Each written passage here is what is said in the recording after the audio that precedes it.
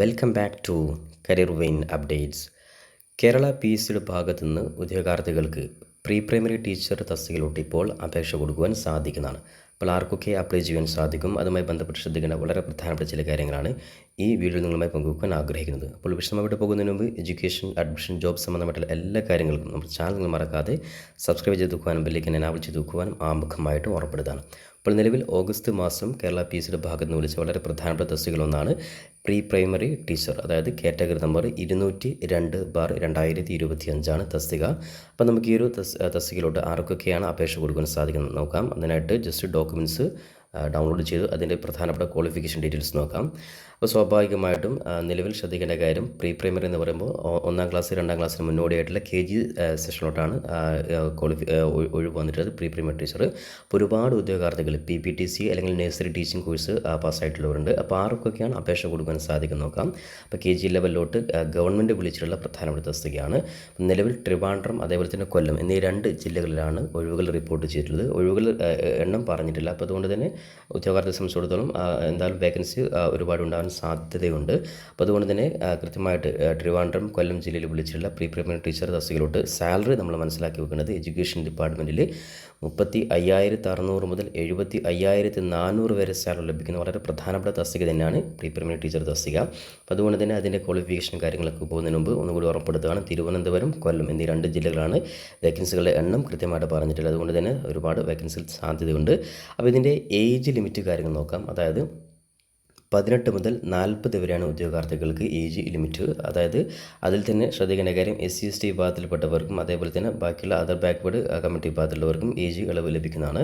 അപ്പോൾ ബാക്കിയുള്ളവർക്കൊക്കെ അതായത് 18 മുതൽ 40 വയസ്സ് വരെയാണ് ഇതിൻ്റെ ഏജ് ലിമിറ്റ് പറയുന്നത്. ഇനിയാണ് ക്വാളിഫിക്കേഷൻ നോക്കേണ്ടത്.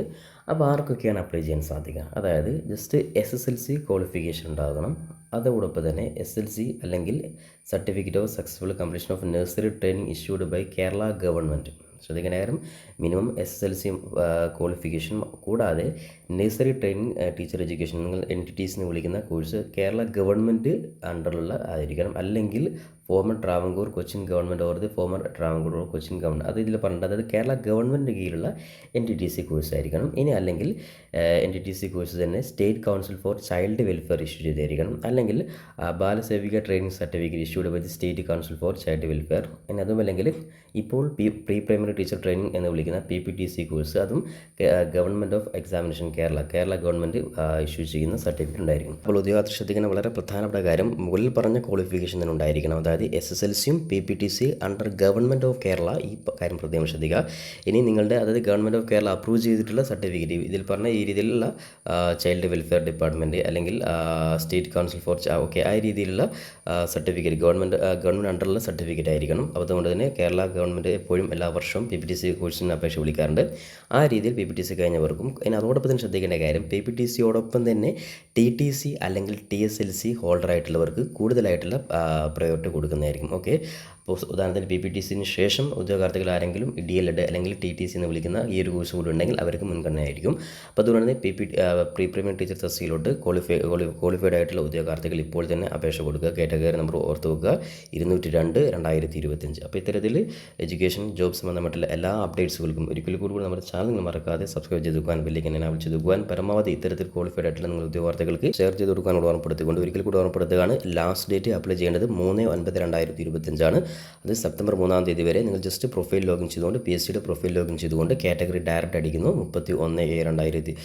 Category number 202/2025.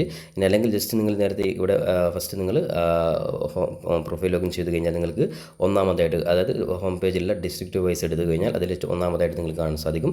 അപ്പോൾ തസ്തിക സെപ്റ്റംബർ 3-നുള്ളിൽ എല്ലാ ഉദ്യോഗാർത്ഥികളും അപ്ലൈ ചെയ്യാൻ വേണ്ടി ഓർമ്മപ്പെടുത്തിക്കൊണ്ട് പുതിയൊരു എഡ്യൂക്കേഷൻ ജോബ് അപ്ഡേറ്റുമായി നമുക്ക് വീണ്ടും കണ്ടുമുട്ടാം. അതുവരെയും തൽക്കാലം ഡിസ്മിസ് വാദടിച്ചിട്ട് thank you for watching this video.